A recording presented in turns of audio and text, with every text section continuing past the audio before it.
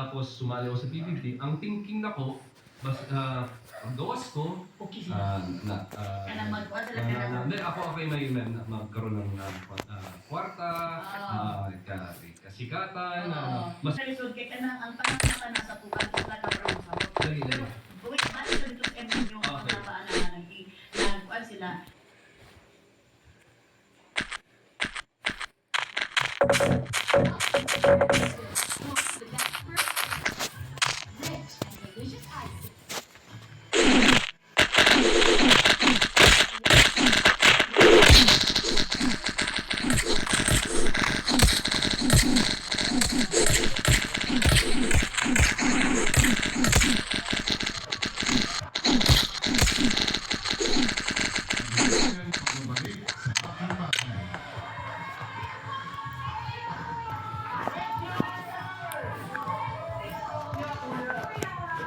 Sige, magkamustahan muna tayo. Kamusta?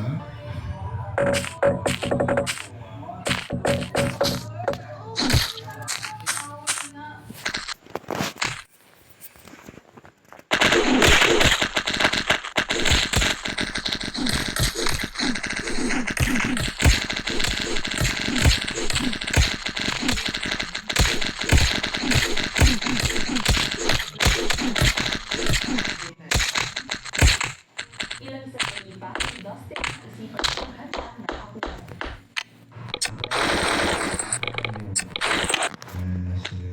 Si Ate Gra. Good.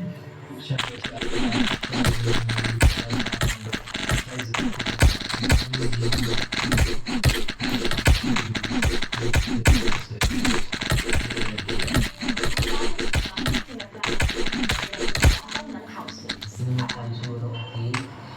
So, grabe yung foundation niya dito sa bahay. Grabe yung binigay niya dito sa bahay. Mga anak.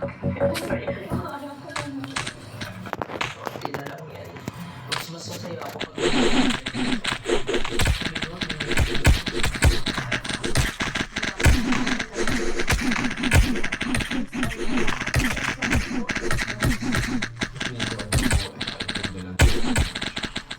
Yan ang ano niya.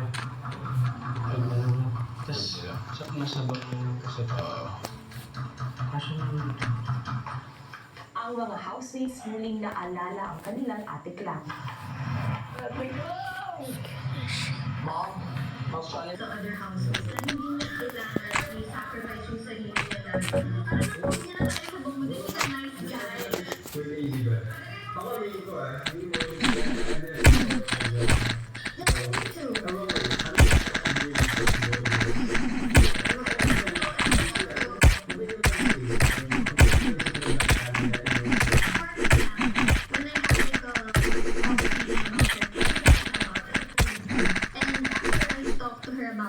She kind of used it against me that I became an insensitive person. That was never my intention. As in, kinausap ko lang kasi gusto ko lang i-voice out. But for me lang, it's okay to be emotional. Pero like, I also kind of understand siguro yung mga reason na binigay nila kay AZ. Kasi like, as a celebrity, she should know how to handle rejections, criticism, and judgment in a professional way. Like, what if she's already in the outside world? Sobrang daming bashing. Kung kaya nasa taping siya, napamigay siya ng director or like a veteran, iyak man ang ba siya agad? Kinakain siya eh. Kailangan hindi tulungan sa iyo. Yes, exactly. Hindi naman pwedeng may lalo dyan na ibibigay siya. Parang hindi siya. So parang, doon lang ako na,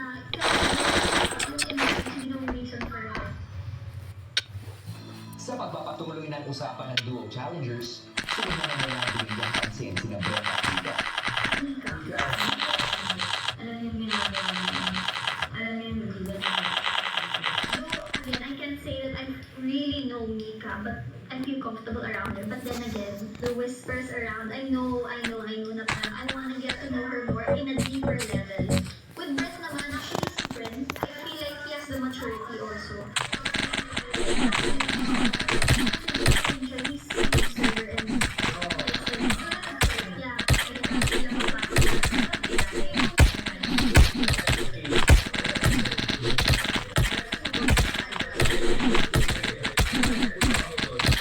The face of the season, technically as winners.